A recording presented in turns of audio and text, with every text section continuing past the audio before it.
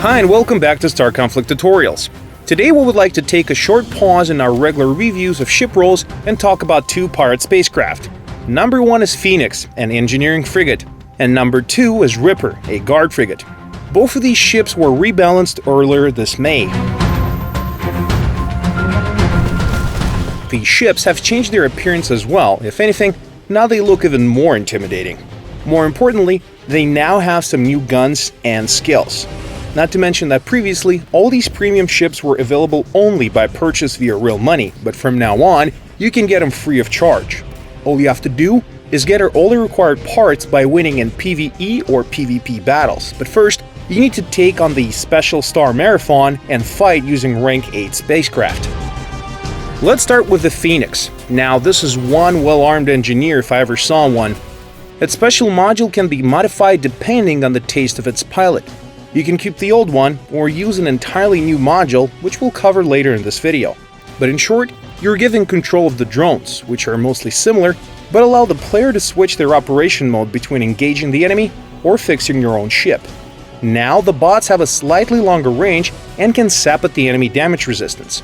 Such tactical flexibility comes at a price, however. You can no longer sacrifice your drones to restore the ships of your allies or your own. Thankfully, this ship has some other tricks up its sleeve, such as the shield sync. Here's how it works. You and an ally of your choice will have their shields merged into one.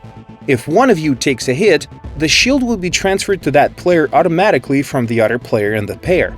This module is best used to save your not-so-well-protected allies, such as fighters and interceptors, since you have plenty of shield capacity to spare anyway. But it won't do you much good otherwise.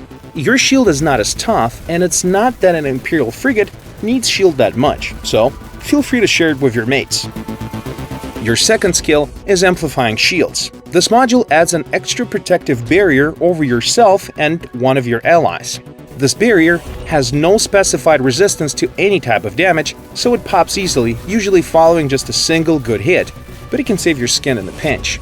What's more important is that while the shield is still active, a chance to deal a critical hit is up by 75% for both you and your ally. Some of you might ask, why would an engineer want this anyway? The answer is simple: Nailer Gun, a unique railgun. It has the highest critical damage bonus of all weapons in game. With just a few modifications and some proper use of skill, you can make every one of your shots become critical. So I guess by now, you understand why I call this pirate engineer well-armed. In addition to these modules, we also recommend taking on the Nano Drone Cloud and Mass Shield Generator.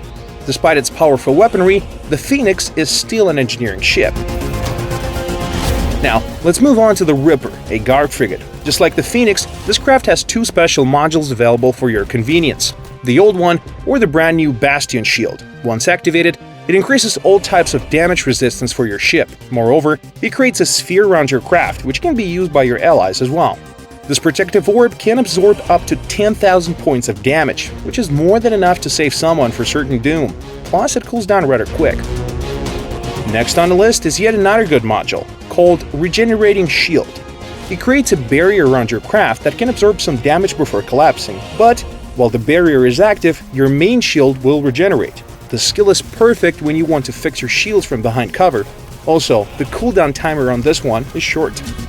Your second unique module is called Tractor Beam, which can pull a single enemy target towards your ship. This is perfect for catching faster or severely damaged enemies trying to flee, or simply to remove those pesky adaptive shields from your foes. This module works well with Harpoon Plasma Launcher. When it hits the enemy, it starts pulling the enemy towards you, which, as you might expect, makes it very hard to run from and near impossible with the Harpoon's effect in action. Now, in order to make it even harder on the foe, use a mass propulsion inhibitor and a shield booster. The overall tactics for this frigate is to stay with the main force of your team and do whatever you can to prevent any enemy you see from getting away. This is it for this episode. See you in space!